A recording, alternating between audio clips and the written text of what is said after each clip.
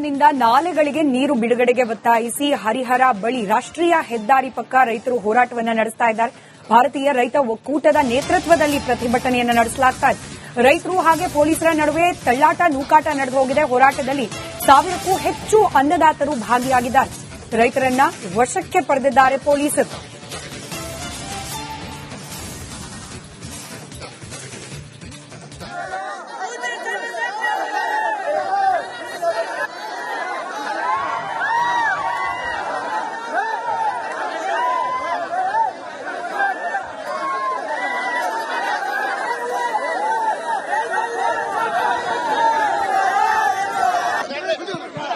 ಒಬ್ಬೊಬ್ಬರೇ ರೈತ ನಾಯಕರು ಕೂಡ ಬಂಧಿಸುವಂತ ಕೆಲಸಕ್ಕೆ ಈಗಾಗಲೇ ಮುಂದಾಗಿರುವಂತಹ ಗಮನಿಸ್ತಾ ಇರಬಹುದು.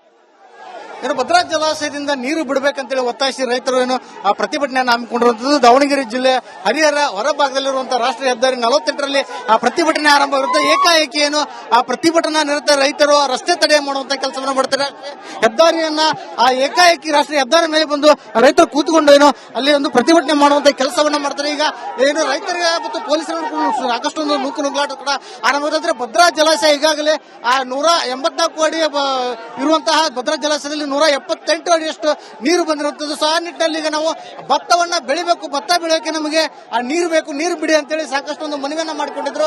ಇದೇ ವಿಚಾರದಲ್ಲಿ ಕೂಡ ಮೊನ್ನೆ ಒಂದು ಐಸಿಸಿ ಮೀಟಿಂಗ್ ಸಹ ನಡೆಯಿತು. ಆ ಮೀಟಿಂಗ್ ವೇಳೆ ಕೃಷಿ ಇಲಾಖೆಯ ಜಾಯಿಂಟ್ ಡೈರೆಕ್ಟರ್ ಆಗಿರುತ್ತಾ ಅವರು ಸಹ ಒಂದು ತಪ್ಪು ಮಾಹಿತಿಯನ್ನು ಕೊಟ್ಟಿದ್ದಾರೆ ಅನ್ನೋ ನಿಟ್ಟಿನಲ್ಲಿ ಕೂಡ ಒಂದು ಆಕ್ರೋಶ ವ್ಯಕ್ತ. ಯಾಕಂದ್ರೆ ಈಗಾಗಲೇ ಆ ನಾಟಿ ಮಾಡೋಕೆ ಭತ್ತದ ಮಡಿಯನ್ನ ಕೇವಲ 30% ಮಾತ್ರ ಹಾಕಿದ್ದಾರೆ. ಸೊ ಆ ನಿಟ್ಟಿನಲ್ಲಿ ನೀರನ್ನು ಬಿಡೋಕ್ಕಾಗಲ್ಲ ಅನ್ನುವಂತ ತೀರ್ಪನ್ನ ಕೊಟ್ಟಿದ್ದಾರೆ. ವಿಚಾರ ಮಾಡ್ತೇವೆ ಅನ್ನುವಂತ ಒಂದು ತೀರ್ಪನ್ನ ಕೊಟ್ಟಿದ್ದಾರೆ ಅನ್ನುವಂತ ಒಂದು ಆರೋಪವನ್ನ ಮಾಡಿ ರೈತರು ಸಾಕಷ್ಟು ಆಕ್ರೋಶ ಹೊರಹಾಕುವಂತ ಕೆಲಸವನ್ನ ಮಾಡ್ತಿರುವಂತದ್ದು ತಾವು ದೃಷ್ಟಿಯಲ್ಲಿ ಗಮನಿಸ್ತಾ ಇರಬೇಕು.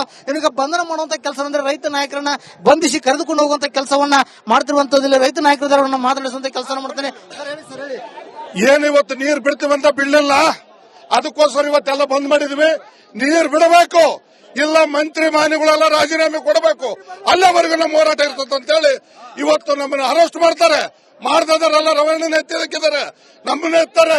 ನಾವೇನು ಇದಕ್ಕೆ ಎದುರಲ್ಲ. ಯಾವತ್ತೂ ಕೂಡ ರೈತರು ಇದರಲ್ಲಿ ನಾವೇನು ಮಗಲ್ಸ್ ಮಾಡಿಲ್ಲ.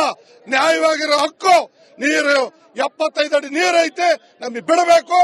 ಅದೊಂದೇ ಬಿಟ್ಟರೆ ನಮ್ದು ಅಜೆಂಡಾ, ಎರಡನೇ ಅಜೆಂಡಾ ಇಲ್ಲ.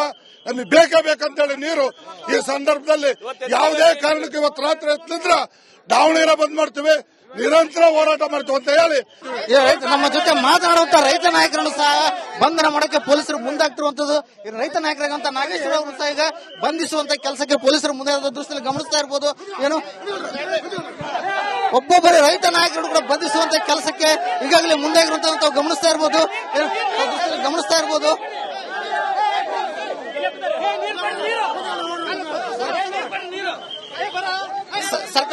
ಸರ್ಕಾರಿ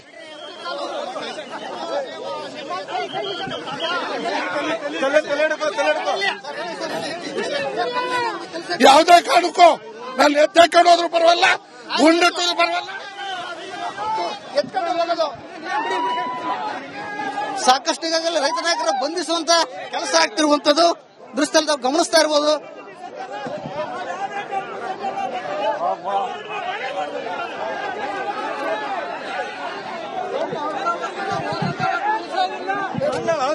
ನಾವು ಯಾವುದೇ ಕಾರಣಕ್ಕೂ ಎತ್ತಕೊಂಡು ಹೋಗ್ಲೆ, ನಾನು ಗುಂಡಿಟ್ಟು ಹೊಡೆದ್ರು ಕೂಡ ನಾನಂತೂ ಸರಿಯಾದ ಹಿಂದಕ್ಕೆ ಸರಿಯಾದಲ್ಲ. ರೈತರ ಹೋರಾಟಕ್ಕೆ,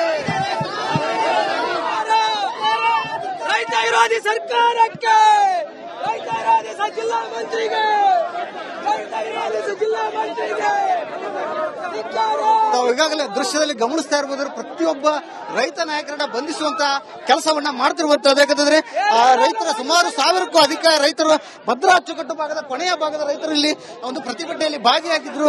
ಸೊ ಆ ನಿಟ್ಟಿನಲ್ಲಿ ಅವರನ್ನ ಬಂಧಿಸುವಂತ ಕೆಲಸವನ್ನ ಪೊಲೀಸರು ಮಾಡ್ತಿರೋದು. ಸುಮಾರು 1000ಕ್ಕೂ ಅಧಿಕ ರೈತರು ಒಂದು ಈ ಪ್ರತಿಭಟನೆಯಲ್ಲಿ ಭಾಗಿಯಾಗಿರುವಂತದ್ದು.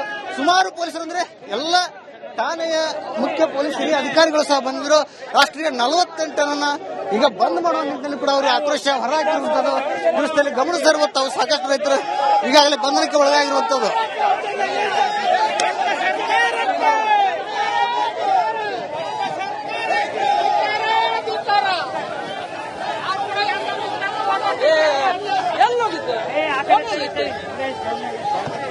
ಎಸ್, ಈಗ ಒಂದು ವಾಹನದಲ್ಲಿ ಅಥವಾ ದೃಶ್ಯದಲ್ಲಿ ಗಮನಿಸ್ತಾ ಇರಬಹುದು. ಇನ್ನು ಇದೇ ವಾಹನದಲ್ಲಿ ಪ್ರಮುಖವಾದ ರೈತ ನಾಯಕರನ್ನ ಅಂದ್ರೆ ಹೋರಾಟದ ಮುಂಚೂಣಿಯಲ್ಲಿದ್ದಂತ ರೈತ ನಾಯಕರನ್ನ ಬಂಧಿಸಿಕೊಂಡು ಹೋಗುವಂತ ಕೆಲಸವನ್ನ ಪೊಲೀಸರು ಮಾಡ್ತಿರುವಂತದ್ದು. ಉಳಿದಂತೆ ರೈತರು ಕೂಡ ಇನ್ನು ಹೈವೇ ಅಲ್ಲಿ ನಿಂತಿರುವಂತದ್ದು, ರಾಷ್ಟ್ರೀಯ ಹೆದ್ದಾರಿಯನ್ನ ಬಂದ್ ಮಾಡಿ ಇಲ್ಲಿ ನಿಂತಿರುವಂತದನ್ನ ಗಮನಿಸಬಹುದು. ಪ್ರತಿಯೊಬ್ಬರನ್ನು ಕೂಡ ಬಂಧಿಸಿ ಒಯ್ಯೋದಕ್ಕೆ ಈಗಾಗಲೇ ಪೊಲೀಸರು ಮುಂದಾಗಿರುವಂತದ್ದು. ಒಟ್ಟಾರೆ ಈಗಿನ ಕ್ಷಣಕ್ಕೂ ಭದ್ರಾ ನೀರಿನ ವಿಚಾರವಾಗಿ ಆಕ್ರೋಶ ಭುಗಿಲೇಳ್ತಿರುವಂತದ್ದು. ರೈತರು ಸಾಕಷ್ಟು ಆಕ್ರೋಶವನ್ನು ಹೊರಹಾಕುವಂತ ಕೆಲಸವನ್ನ ಮಾಡ್ತಾ ಇರಬಹುದು. ರಾತ್ರಿಯ ಒಳಗಾಗಿ ನೀರನ್ನ ಬಿಡದೇ ಇದ್ರೆ ನಾವು ದಾವಣಗೆರೆಯನ್ನ ಬಂದ್ ಮಾಡ್ತೇವೆ ಅನ್ನುವಂತ ಆಕ್ರೋಶವನ್ನ ಹೊರಹಾಕ್ತಿರುವಂತದ್ದು. ಕ್ಯಾಮರಾ ಪರ್ಸನ್ ಶಿವರಾಜ್ ಜೊತೆ ವಿಠಲ್ ಕೆರವಾಡ್, ರಿಪಬ್ಲಿಕ್ ಕನ್ನಡ.